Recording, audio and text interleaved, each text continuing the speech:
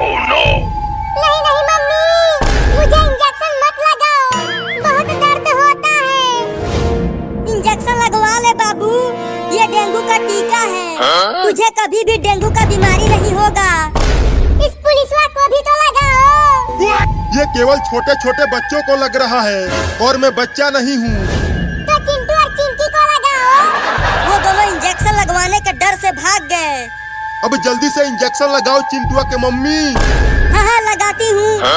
बाबू हिलना मत, मैं धीरे से इंजेक्शन लगा देती हूँ। अरे दादा, डेंगू का टीका मुझे ही लगा दिया। मैं इंजेक्शन नहीं लगवाऊंगा। एक बच्चा पकड़ में आया था, वो भी भाग गया। चिंटुआ के मम्मी, अब क्या होगा? वो पागल बाबू भी भाग गया। होगा क्या? तुम जाओ और उन तीनों को पकड़ कर लाओ। और कोई बच्चा है क्या इस गांव में? नहीं, अब नहीं है। डॉक्टर डॉक्टर डॉक्टर डॉक्टर, अबे बोलना, क्या बोल रहा है? क्या मैं अब मच्छर बन जाऊंगा? मुझे नहीं पता। चलो अब उन बच्चों को ढूंढ कर उन्हें टीका लगाते हैं, नहीं तो हमारी नौकरी चली जाएगी। पहले मेरे पिछवाड़े से इंजेक्शन तो निकाल दो डॉक्टर। निहुर जा। धीरे से निकालना, बहुत अंदर तक घुसेड़ा है उस पागल बाबू ने। हाँ हाँ, धीरे से ही निकालूंगा। अबे चिल्ला क्यों रहा है? अभी तो मैंने इंजेक्शन को पकड़ा ही नहीं है। बहुत दर्द हो रहा है। अब मत चिल्लाना।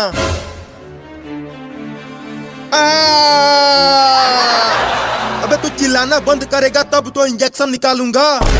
नहीं नहीं, अब नहीं चिल्लाऊंगा। तुम जल्दी से इंजेक्शन निकाल दो। ठीक है, निकालता हूँ। मर गया।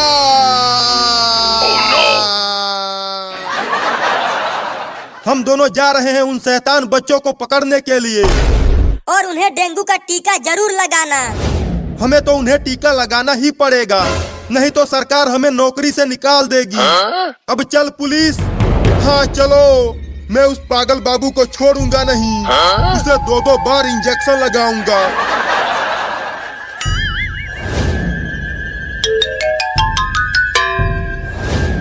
वो देख चिंकी, बाबू भी इधर ही आ रहा है। लगता है वो भी हमारी ही तरह इंजेक्शन से डर कर भाग आया है। वो देखो चिंकी, वो डॉक्टर और पुलिस बाबू का पीछा कर रहे हैं। लगता है वो हमें भी ढूंढ रहे हैं चिंटू। थोड़ा सा सीधा होके चल, ऐसे लंगड़ा के क्यों चल रहा है? अगर उसने तुम्हें इंजेक्शन लगाया होता तो तुम्हें पता चलता कि मैं लंगड़ा के क्यों चल रहा हूँ। चिंकी, चल कहीं और जाकर छुप जाते हैं, नहीं तो यहाँ पर हम पकड़े जाएंगे। चलो कलुआ के घर में छुप जाते हैं, वहाँ हमें कोई नहीं पकड़ पाएगा। हाँ चलो।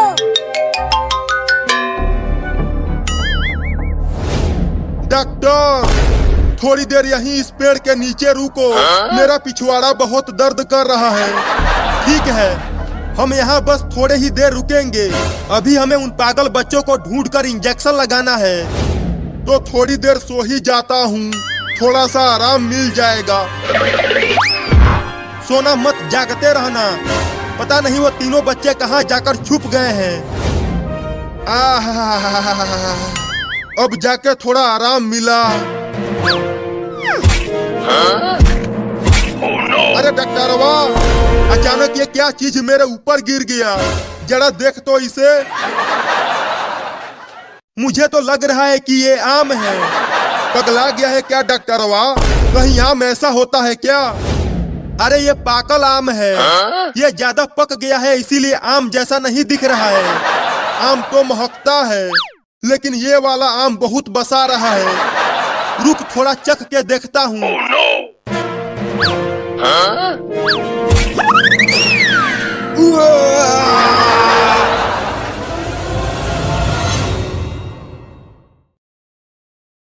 The night the gold began to whisper, King Midas was not dreaming of wealth. He was dreaming of his daughter's laughter, the kind that rang through the marble halls and made even tired guards smile. But the whisper cut through the dream like a blade, soft and tempting, calling his name with promises that sounded like mercy. "One touch," it said, "and your worries will end." Midas woke with his heart racing, unaware that by sunrise, every choice he made would tighten an invisible knot around his soul, and that you, listening now, would be asked the same question he never dared to ask himself. How much is enough? Midas had not always been greedy. In his youth, he had known hunger, had seen his mother trade her wedding ring for a sack of grain, had buried his father beneath a fig tree because the family could not afford stone. When fate turned and he rose to the throne of Phrygia, he promised himself that his people would never suffer as he had. Gold, to him, was not luxury at first, it was safety. It was walls that would not crumble, granaries that would not empty, soldiers who would not abandon their posts for unpaid wages. Each coin he collected felt like a brick in a fortress against fear. Yet fear has a way of growing stronger the more you feed it. The court whispered that Midas counted coins even during feasts, that his eyes lingered on goblets longer than on faces. He laughed these rumors away, especially when his daughter, Marigold, tugged at his sleeve and asked him to walk with her in the gardens. She loved the earth, mud between her fingers, seeds cupped like secrets in her palms. Midas loved her fiercely, but even in those moments, his gaze drifted to the golden statues lining the paths, symbols of power that reassured him he was in control. One evening, as dusk bled into night, the guards brought before him a weary old man with vines tangled in his beard and a gentle madness in his eyes. The stranger spoke kindly, asked for water, and thanked Midas as if he were an equal. Something in that gratitude stirred a memory of who Midas once was, and he ordered the man fed and sheltered. At dawn, the old man revealed himself as Silenus, companion of the god Dionysus. The court gasped, but Midas felt only a childlike awe. When Dionysus appeared in a shimmer of laughter and wine-sweet air, he offered Midas a reward for his kindness. One wish, no limits. The whisper returned, louder now, wrapped in divine authority. Midas thought of the granaries, the walls, the endless needs of a kingdom. He thought of never fearing loss again. He did not think of Marigold's hands in the soil. "Let everything I touch turn to gold," he said, and the god's smile flickered, just for a heartbeat. Before sealing the wish, a tea first, it felt like salvation. The table turned to gold beneath his palm. The cup in his hand froze into a perfect chalice. Courtiers fell to their knees, dazzled. Midas laughed, a sound too sharp to be joy, and walked through the halls, leaving a trail of gleaming proof that he had conquered uncertainty itself.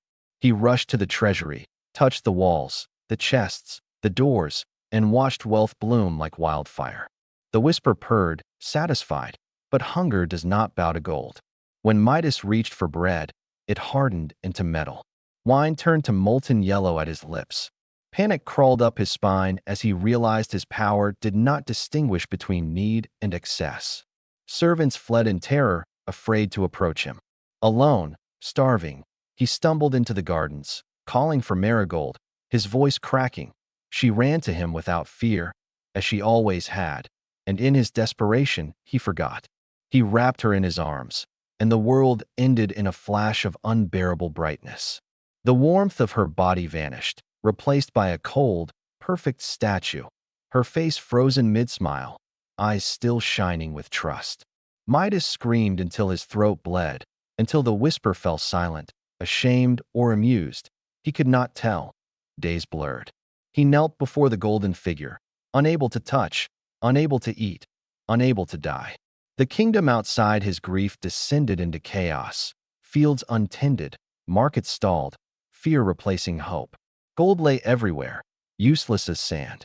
At last, Midas dragged himself to the river Pactolus, remembering the god's warning too late, and begged, not for power, but for mercy. Dionysus appeared again, no laughter this time, and told him to wash away the gift as the river swallowed the curse. Midas felt the weight lift. He ran back to the gardens, trembling, and touched Marigold's hand. Flesh warmed beneath his fingers. She breathed. She cried. He held her and wept, not as a king, but as a man who had stared into the abyss of his own desire and survived. Time passed, and the story did not end with a simple lesson. Midas did not renounce gold entirely. He learned to measure it.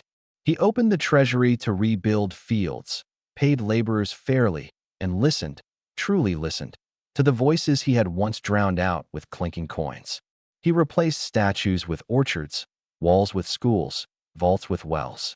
The whisper never returned, but sometimes, late at night, he remembered its promise and felt a chill. Years later, when Midas was old and his hands trembled, he walked once more through the gardens with Marigold, now grown, her own children chasing fireflies. She asked him why the river still shimmered with gold in places. Midas smiled sadly and told her that some mistakes leave marks on the world, not to shame us, but to remind us, because the true touch of King Midas was never about gold. It was about choice, about what we reach for when we are afraid. And as you sit there, listening to this tale, perhaps feeling the whisper of your own desires, remember this: wealth can build walls, but only wisdom builds homes. What you choose to value will shape not just your kingdom, but your heart. And that is a treasure no curse can ever take away.